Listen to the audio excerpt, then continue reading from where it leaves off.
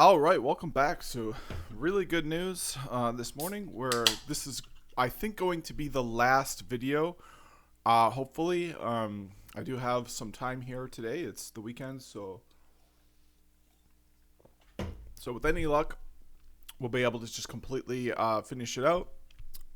I'm thinking a bit about what I want to do next, and we can see in Kindle you can have books, you can have libraries, and you can import your own things, and then you can categorize your collections as well here. So I've got some of my want to read. I want to look at this book at some point. But then I also uploaded a really interesting documentation by a former employee of Google, or sorry, not Google, of OpenAI, who used to work on the alignment team. So he wrote a prediction of what the next 10 years are going to look like in the context of this emerging AI technology. So I think that's important to read. So I'm going to read that next. All right. But in the meantime, we'll do a sound check here. There we go. And we're going to finish out this book. We're at 98%. So the last few bits are Annex A, SANS, Situation Aware Network Simulator. Then it's information about the author. So I'm going to demonstrate those really good professional habits. I'm going to write a thank you note to the author for writing the book. And then the bibliography. If you want to really go above beyond, you take a look at some of the things in the bibliography. But I think I'm going to move on from there. So this is the introduction. SANS is a software-based network data simulator. It is important to note the difference. It is not a network simulator as such.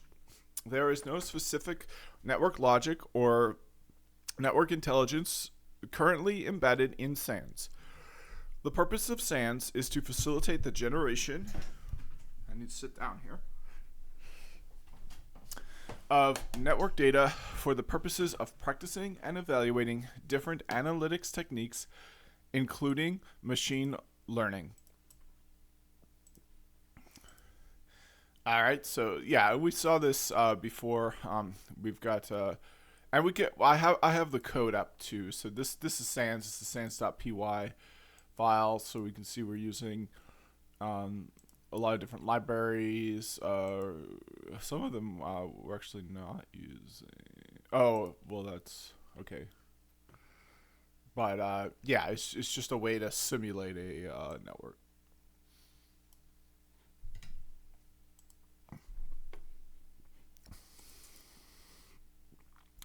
The process of generating data is not challenging as such. The challenge is to make sure that the data is generated in an orchestrated manner given the network situation it is referred to. If we are simulating a certain network incident, we want this situation to produce a set of data artifacts coordinately. Metrics impacted by such incident, log messages and or events associated, etc., with the right timestamps. This is the main goal of SANS, to facilitate such orchestrated and situation-aware data generation given a modeled network architecture and the definition of incident policies. Modeled entities. The following diagram captures the different entities currently modeled in SANS. As of now, SANS is not object-oriented, but the plan is to evolve its code to model these entities as classes and be able to define entity-specific logic that can facilitate embedding network behavior upon incidents and facilitate the simulation of more complex scenarios. For now, all entities are captured in tables. So I don't need to feed that in. Well, you know what? Let's just stick with the tradition. Gives me a little bit of a pause, and then it's a good kind of lead into actually using ChatGPT.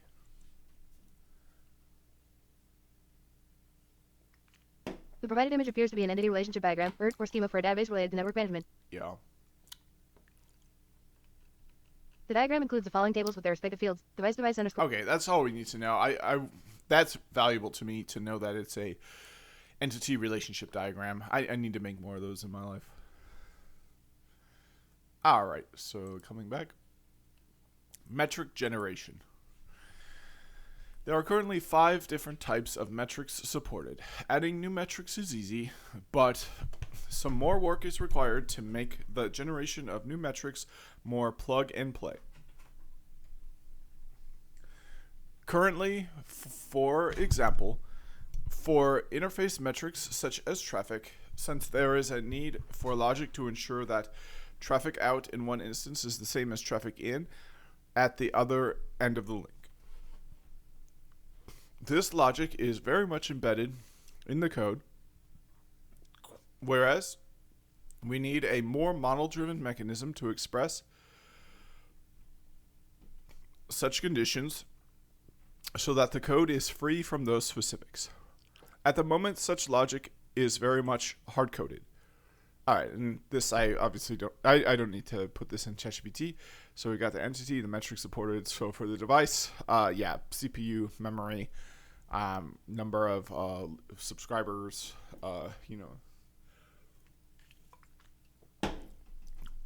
connections, that sort of thing. And then if the entity is the device, then we got traffic out and traffic in. Inventory. The key artifact to model our network scenario is the inventory, both device inventory as well as interface inventory. These are the only 2 entities currently supported. As we make the code more object-oriented, it will be possible to define new types of objects and define the logic by which they relate to others. At the moment, only the device and interface objects are modeled.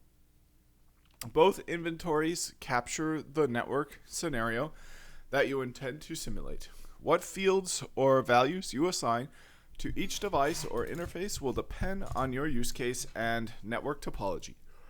As a consequence, the following 2 functions are defined. Okay, so these are functions in SANS, and let's take a look at them. So, generate device inventory. Okay, so this is where they're invoked. Let's see where they're defined. All right. Device name C minus plus string. So this is a core device, and whatever specific core device it is will get generated as a result of. I guess there's always going to be a certain number. Interesting.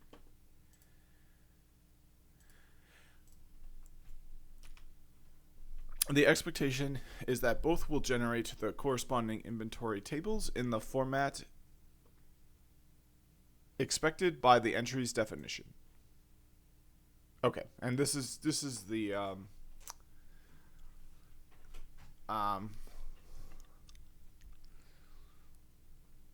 I mean, we could do that. We could open up oh, no, we can't because it's a .py. All right. What logic is inside those functions is entirely use case specific. At some point, that logic could be modeled, but for now, those functions are black boxes where some very use case specific logic is coded. They simply produce the inventory that serves as the API for many of the other functions in the code. Generating metrics. Metrics are a fundamental output of SANS. Since the purpose of SANS is to generate data that can feed algorithms, we need to make sure we can generate data flexibly and in the most realistic way. There are 3 types of metric types that can be generated. Stationary. The intent is to use this type for metrics with which we want to have a value within a certain range. It is possible to define the upper and lower bound of the range, and the system will generate random values in that range. Seasonal. Many metrics in networking and clouds follow human behavior patterns and as a consequence have a seasonal structure, both daily, weekly, and likely yearly. SANS has incorporated logic to generate metrics with daily and weekly seasonality. For practical purposes, a seasonal metric is a stationary one where the generated value is conditioned by a seasonal component. Trending. We can generate a metric that has either increasing or decreasing linear behavior. This helps simulate steady growth situations such as a memory leak, etc. In a trending metric, we will specify the periodicity of the trend: hourly, daily, weekly, monthly, yearly. At the end of the period, the trend will reset to its original value and will start again. A trend may be added on top of a seasonal behavior. The above scheme permits creating combinations where a metric can have a seasonal component added on top of a value randomly selected from a range, and have also added a trend component. All right, and I want to be a bit ergonomic here, so why don't I just pause and then be back? All right, I'm back. At some point, I would like to make a full dedicated video to safely working at a computer. But for now, let's try to close out this series. In addition to the above, it is possible for any metric policy to define three patterns: P1, P2, P3, and the probability for each pattern: P1P, P2P, P3P. This facilitates defining more complex behaviors for the metric, as well as simulating anomalies by specifying certain higher or lower values in small percentages of time, 1%, which will produce statistically peaks or valleys in the metric that anomaly detection algorithms can potentially detect. All right. There are two key functions whose mission is to produce the device metric policy table and the interface metric policy table that will be used by the data generation functions to produce new data. So I guess we could take a look at these. So these are generate device metric policy. Let's take a look at that.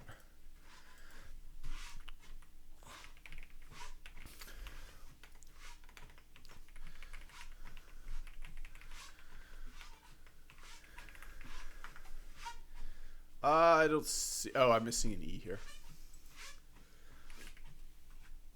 Okay, so here's the definition of that. So it takes we have a parameter.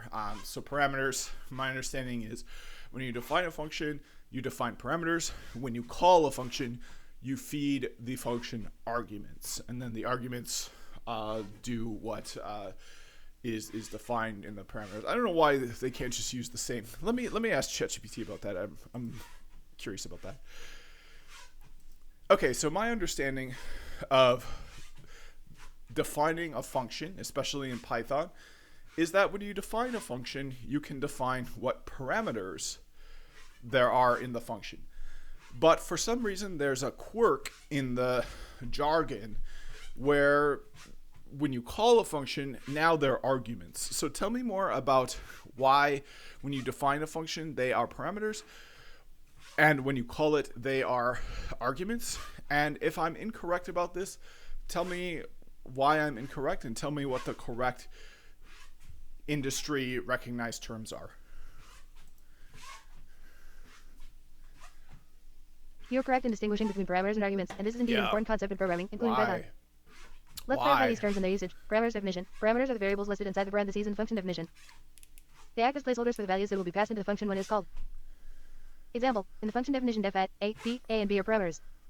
Right. Arguments definition. Arguments are the actual values that are passed to the function when it is called. These values are assigned to the corresponding parameters in the function definition. Example, when calling the function at 3, 4, values 3 and 4 are arguments. Why the distinction? Parameters, these define what inputs the function expects. They are used in the function definition to specify what variables will hold the values passed to the function. Arguments. These provide the actual data to the Yeah, function. so I guess there's a When you call the function, the arguments are the real values you pass it. Example in Python and the example above. Name is... Okay, so I guess that makes sense now because there are real differences between the two. So I guess it makes sense to have two different words.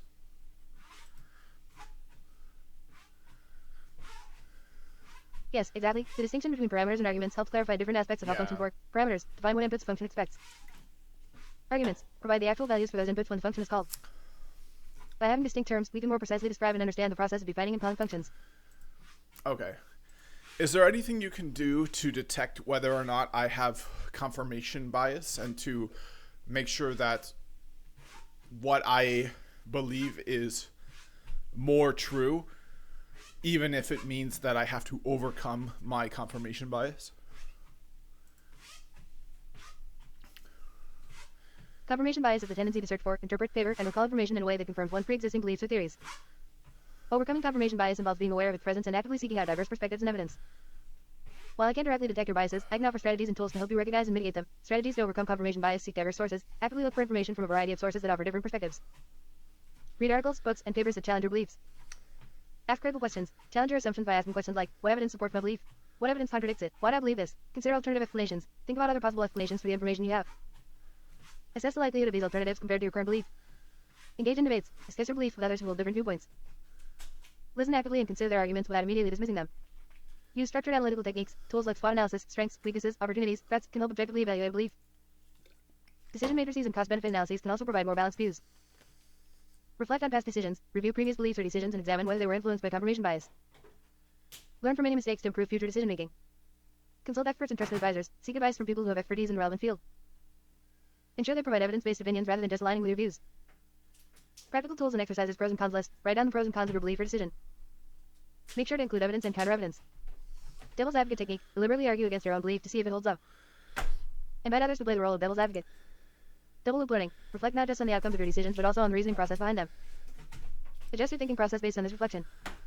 Bias checklists. Use checklists designed to identify and mitigate various cognitive biases. Examples include the Cognitive Bias Codex or specific checklists used in critical thinking frameworks. Implementing a plan. Okay, so develop for me some really critical prompts I can use in this program, ChatGPT, to overcome both confirmation bias and for any other of the most important biases to overcome.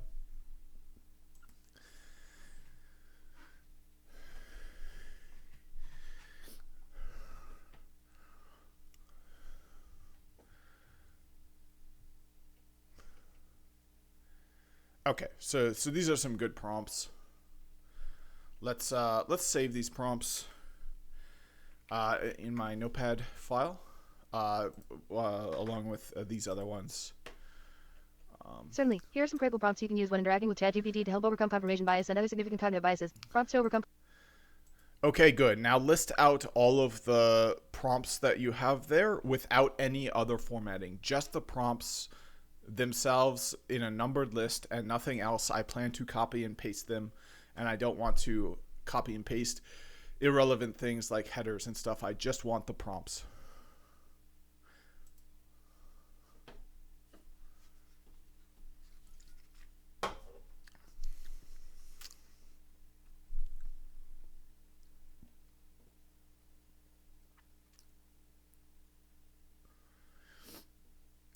Okay, so we got a lot of really good ones here. Can you provide evidence or arguments that contradict the belief that insert belief? What are some well-founded criticisms of insert belief or theory? What do experts in relevant field who disagree with insert belief say about it? What are some alternative explanations for insert event or observation? What assumptions am I making about insert topic that might not be true? How might someone with a different... All right, so that looks good.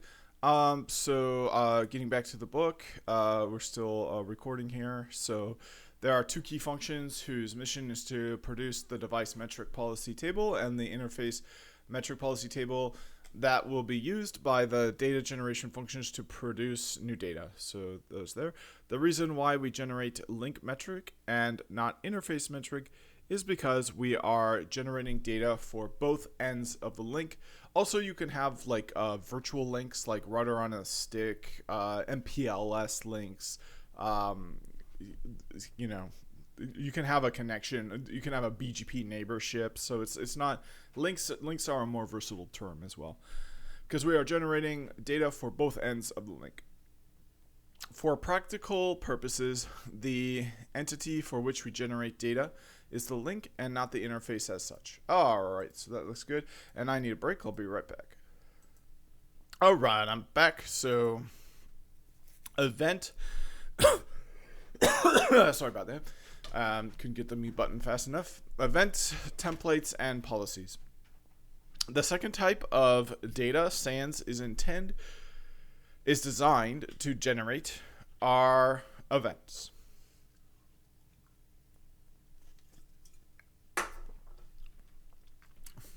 Either events generated regularly driven by some policy, or events triggered by incidents. We will review incidents later. One event can be a structured event or an unstructured one, effectively a syslog message like event. The first step is to define the templates that will be used to generate the events. In the generate underscore event underscore templates function, we can define as many templates as we need following the event template entry structure. All right. When it is unstructured, we can define a message field that provides the text template to use when the event is generated. In the case of structured, we will simply define the fields that event needs to contain and the mapping from the field in the entity associated in the scope field. Once we have defined all the entries, the function above will generate an event template table such as the following. Templates as such do nothing though. The event generation is governed by the event policies that truly specify what type of event, in which device or entity, how often, and with which probability. The definition allows us to flexibly simulate different types of network behaviors and how they manifest themselves in the forms of events or syslog messages. Every entry in the event policy table will drive event generation for a particular entity specified. Therefore, this table needs to be as granular as possible. Anything not specified explicitly in the table will not be generated. Alright, so simulating incidences. Simulating incidents. An incident is a complex event. It may impact multiple devices or multiple metrics, or generate multiple events or syslog messages. At the moment, there is no network logic embedded in SANS that will know what to do if, for example, the incident we want to simulate is a fiber cut. We need to explicitly tell SANS what it means and what entities we want to impact and what type of impact. We will code this in our incident policy table. As in previous cases, there is a function that will generate this table, and the logic it contains inside is very much specific to what incidents, and where we want to trigger them. All right, so generate incident policy looks good. Let me explain the logic of an incident with one example. Okay. In the example above, we are trying to simulate an incident associated with a hardware failure. This incident will only impact one device, PE57, and the periodicity will be minute, which means every minute a new instance of this incident will be generated. One incident may have multiple entries in the table. The fact that we use the same incident name is just a recommendation that will allow you to more easily visualize what all actions the incident contains, but each of them is, for practical purposes, independent. How do we ensure they run at the same time? The periodicity determines that. When we specify it, we are also implicitly determining when the incident will trigger. Second 0 of every minute. Or if we specify hour, it will be the second 0 of minute 0, etc. Alright, so hopefully we don't have much longer to go. So we're on page 480. Yeah, so we've got 10 pages. All right, good goal. When we create one entry, we specify the entities that are impacted by such an incident. The first entry determines, in this case, that the entity type is device, whereas the second determines the entity type is interfaces. Then we have the condition that must be met to identify the actual entities impacted. In the second case, since we are filtering by device underscore name, it will impact all interfaces whose device underscore name field is PE-57. This way we can define how broad or narrow the impact will be. All right, good job. We can identify that, or we can define it.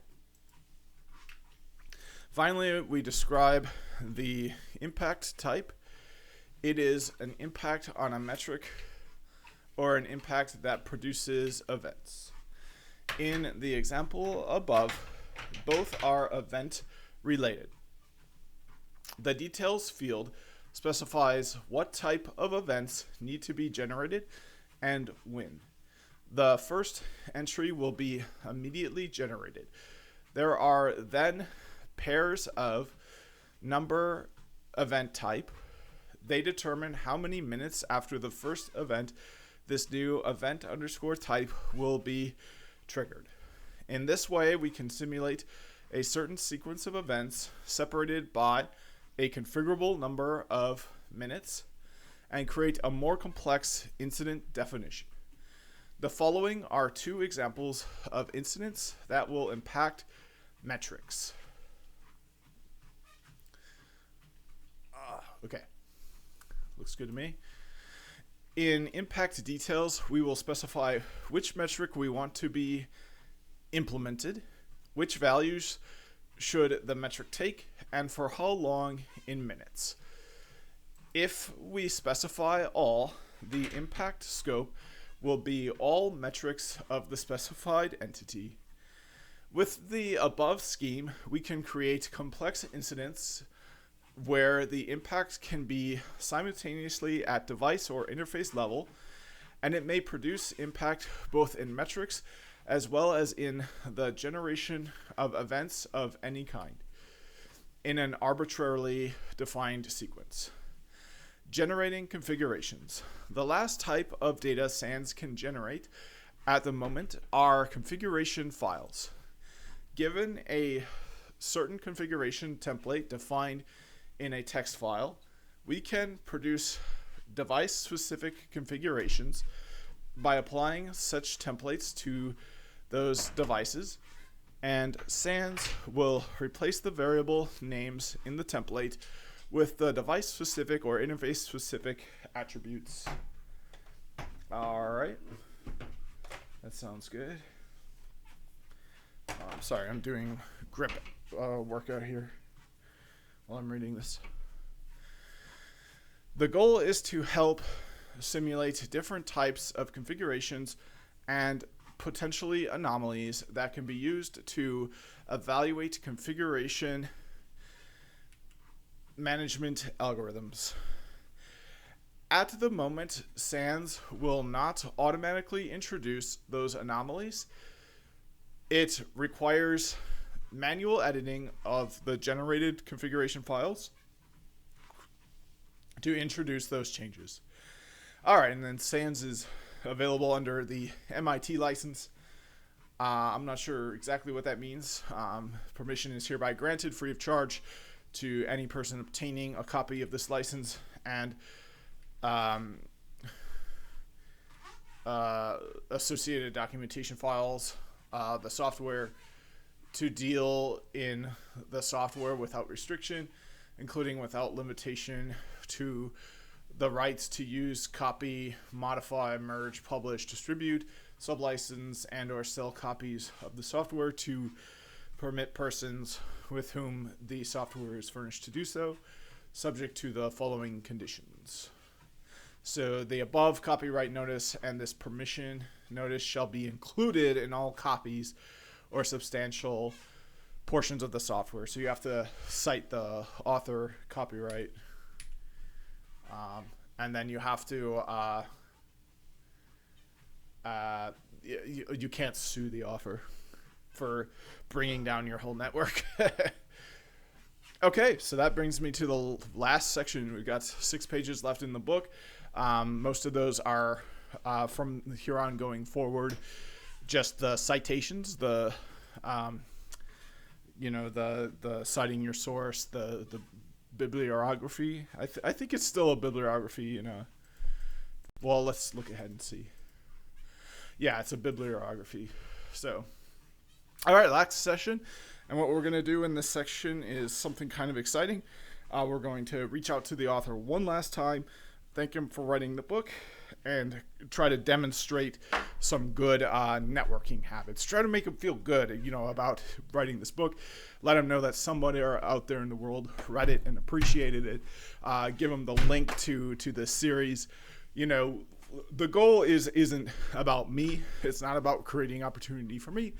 It's about letting people know I exist and giving something to them, so he can go and review this series, see all the typos I called out, see all the just watch me read it, which for somebody who spent a large part of their life writing a book like this, in some sense it has to be a labor of passion. So he might just go and watch the whole series. It's been hours and hours and hours at this point, but not nearly as long as he spent writing the book, for sure. So this would probably be pretty eye-opening and beneficial for him to see this whole series. So that's what I want to provide this person by reaching out. And not only that, it in the book itself, the author writes to reach out to him. All right, so about the author is Javier Antich. My full name is Francisco Javier Antich Roma Guerra. However, for simplicity, I go by Javier Antich. I have been around in this networking and cloud industry for about 25 years. I've always been interested in technology. I got my bachelor's degree in telecommunications in the Universidad Politécnica de Valencia, UPV, in Spain in 1998. So yeah, he's got a bachelor's degree. I think a bachelor's degree is really valuable. Anyone watching this who is kind of on the fence, like I am, do I further my education or not? It's a good question. It's a really good question. For me, all of my success in technology really came from graduating from MATC, Madison Area Technical College. If I hadn't done that, I would not be a professional tech person. Because who's going to take you seriously? Like, why just hire a person off the street? Like, you got to think of it from the perspective of an employer. Like, it's if they see you've got a degree, or they see you've got some credentials, it just makes it so much easier for them. Because then they don't have to grill you as much too. Because they got to ask you really focused in questions to really determine what does this person actually know. You're putting the burden on them, on the interviewer, to weed you out. Whereas if you have a degree, it's just I have this degree. I have some basic qualifications. I have these certifications. And then from there, once you're beyond the 5-year mark, they don't really, in my opinion, care so much about your degree anyway. So, they care more about what you did and what you know. So for me, that's why I'm doing this YouTube channel. You can see what I did. You can see what I know. I also have things you'll just have to take my word for that I did on the job. I have my job history that you don't have to take my word for. You can verify that. And then I do have this degree where it all started from. So yeah, it's something I think about a lot. Should I go back and get the next level of education, get a bachelor's degree? What's that going to do for me? Well, one of the big things is companies like Microsoft that will hire you as a contractor won't hire you as a full-on unless you have a degree. They'll just, they won't give you that full job with vacation and time off. And, to get the job of your dreams probably does require some higher level of education if you don't have it already. So it's a good pathway to get your goals. Now this is a technical college, so what you can do, which I definitely recommend anyone here, if you're listening to this and you're honestly, if you're anywhere in the world listening to this, get your basics done for cheap, and then when you're doing the icing on the top, like when you're taking those last few credits, then go to the prestigious. You want to go to Harvard or like whatever country you're in, like Cambridge, or like I'm sure there's like wherever in the world there's probably what's the most prestigious. I think a lot of people watching this might be from India. I don't know, but what's the most prestigious college in India? What's the most prestigious college in India? The most prestigious college in India is generally considered to be the Indian Institute of Science. Yeah, so like, if basically what I'm saying is transfer. Like get your basics done out of the way. If you can, take AP exams, take a backdoor way of racking up these credits, because all it is a point system. You have to earn the points. And then once you've earned enough points, you can apply those points to different places, and the points are the college credits. So basically what you want to do is you want to earn college credits, and then the real value is you want to get the opportunity to work on stuff, and that comes through like your networks. So if you have real work to do, real learning to do, and you're not just kind of at the end of your career or whatever, I definitely recommend doing that as cheaply as possible at your local community college, and then transferring over and completing your degree at a more prestigious university. Basically, my view of education is you want to get in and you want to get out. What you do during your education is not as valued as what you do in the real world. So education is just it's like the Mario mushroom. So you need it, but if you have too many Amanita muscaria poisonous mushrooms, that would be bad. All right, so since then I have developed my career in system integrators, networking vendors, Riverstone, Juniper, and Nokia. Haven't heard of Riverstone before. And software vendors, Selector Software. I have lived the days where frame relay and ATM were the leading transport solutions and IP was just a thin overlay on top. The days where Ethernet started to dominate the metro transport and ultimately also the WAN, and Rise, I think you meant to say and the Rise, and the RISE instead of the RAISE. The RAISE of MPLS as the packet switching choice, along with IP, and the softwareization of networking with SD-WAN. And that's where we are now in the industry, I think. we're seeing the days of automation and softwareization of more things than just SD-WAN. I started as a systems engineer, evolved into architect positions, and have been focused on product line management and strategy for the past 9 years. Every technical solution exists because there is a business problem to solve. I got my MBA at IE Business School in Madrid, which gave me new business perspectives, very complementary to the technical background I had acquired over the years. That's a good idea. When you analyze the main business problems associated with cloud and networks, they are not fundamentally technology related, primarily. They are mostly process and people related. For a long time, the main gap has been, in my opinion, about automation. I have felt intrigued for years about how we could use data to help engineers improve processes around their network and cloud infrastructures. As a consequence, I am embarked on this journey, part of which involved getting my master's degree in data science and deep learning at MIOTI School in Madrid. All right, so, yep. And that's one thing to realize about education, too, is, it's a lifelong endeavor. It's like, he's saying he got his bachelor's degree like way back in 1998.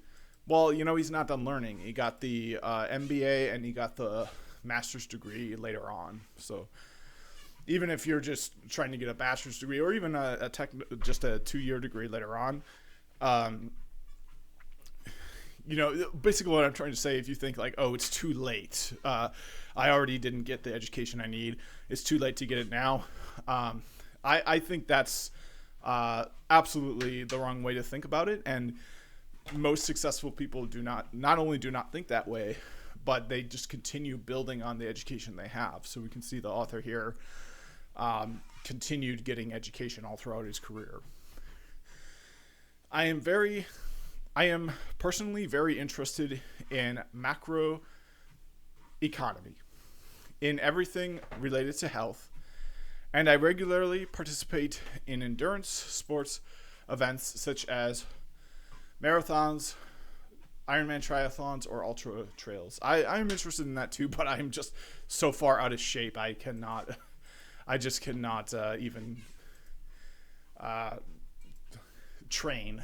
I'd have to start at the very basic training, but I'm even too far out of shape from that. So right now I'm just working on a weight loss plan, and if I make good progress in that, maybe I can start basic training for that sort of stuff. But I have other hobbies as well. All right, so this was great. This was a really good book. I'm really happy with it. Yeah, everything is completed. There's the other things there, but let's go to the library, and we're at 100% now. So let's move it down to finished reading.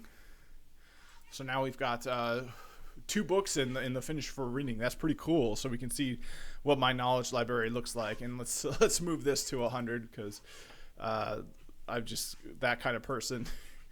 Okay, so there now they're one's at 98.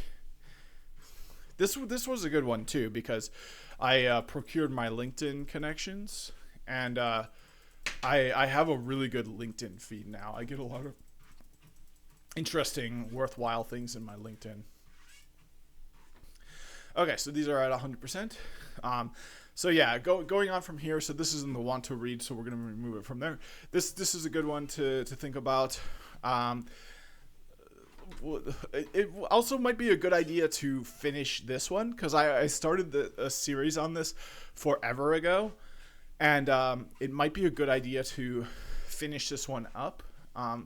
But I don't know. I feel like I already do this, and I feel like I'm at the point where like the things I've done are kind of like there's just not a lot I can get from this book. Yeah, because it's just going to teach you basic working with Git. It's like, no, Git is a tool I use every day. I know how to I know how to work with Git. Oh, this is cool. They have stuff on Python. Okay, you know what? I'm going to put this in the want to read.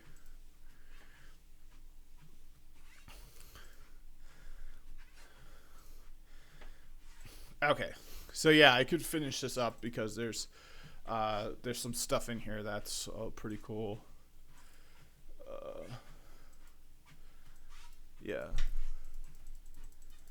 Yeah, I'm gonna have the bookmark be on this. So.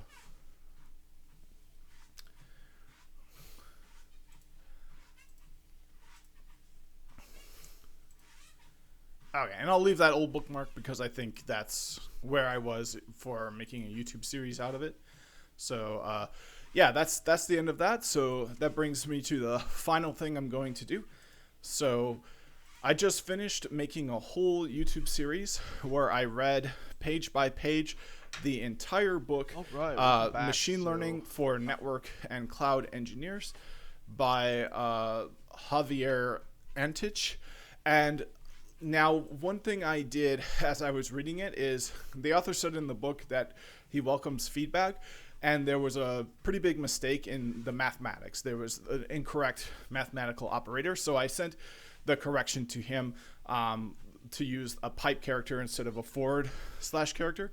And I don't want to leave my communications at that. I want to thank the author for writing the book. I want to say that I felt like I got a lot out of it, and that it's going to be interesting going forward to see all these happens. And thank you for helping me stay ahead of the curve in the changes of our technology.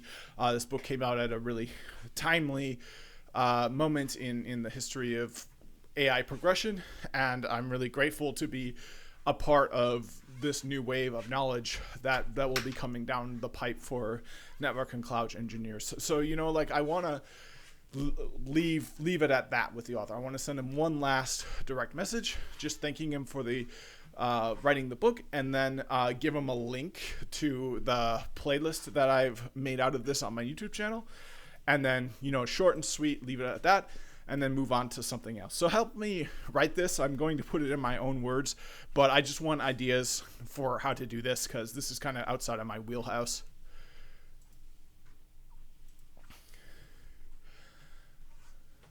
Sure, here's a draft you can use and modify to suit your style. Hi Javier, I hope this message finds you well.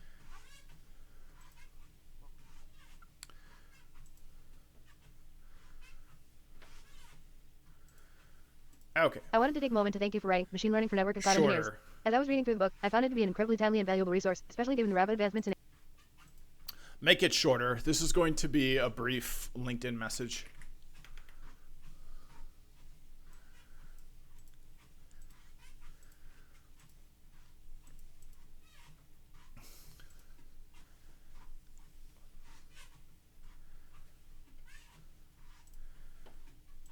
Absolutely, here's a shorter version suitable for a LinkedIn message. Hi Javier, I wanted to thank you for writing Machine Learning for Network and Cloud Engineers. The book has been incredibly valuable, helping me stay ahead in our evolving field. I also created a YouTube series where I read the book page by page, which you can find here, your YouTube playlist link. Thanks again for your contributions and openness to feedback. Best regards, your name, feel free to modify it as needed. All right, I think that's good. Yeah, it's AI generated. So hi Javier, I want to thank you for writing the book. The book has been incredibly valuable in the same kind of evolving field. I created a YouTube series where I read the book page by page, which you can find here. Okay, so yeah, that's short and sweet. I don't want to spam the guy, so I think this is perfect. And yeah, so big day in the history of this channel. We read another full book front to back, page by page. We did that previously with Python for DevOps, finished that fairly recently. Now we took a big pause in that because I wasn't a big fan of the book, so I just stopped reading it, but then I came back to it later. Same thing with the book here, Mastering Python Networking. I took a pause in that as well, but this one and then the other thing to realize is one thing I talked about on this channel is my focus issues. I have like a history of ADHD and other sorts of issues that are perhaps related. So I found kind of a magic potion, update energy drink has been really working for me. I have to be careful not to take too many substances, given my history of my health history. So, it's a good balance. It's just a version of caffeine. So it's just like drinking coffee or whatever. It's not like I'm taking Adderall, which would be a good thing for me to be on, which I have been on in the past, but due to my whole kind of profile of mental health, Adderall's just not a good choice for me. So it'd be great for the ADHD, but it would be bad for other things. So I can't take Adderall, even though that'd be kind of the best solution for my ADHD, because for other things it would not be so good. So I just have attention issues. It's just true. So like part of the reason I didn't make it through Python for DevOps all in one go, but I did here, is I found a way to kind of fix my attention issues by having this update energy drink. It seems to work pretty well. So it's not, I just want to put that out there as a caveat to some of these other books that it might be me. It's not you, it's me, But yeah, I made it all the way through. So that's it for, I kind of want to keep going, but there's nothing else to go through. This is the neat and pretty ribbon. This is the bow. So thanks for watching this whole series, and stay tuned for videos about something completely different.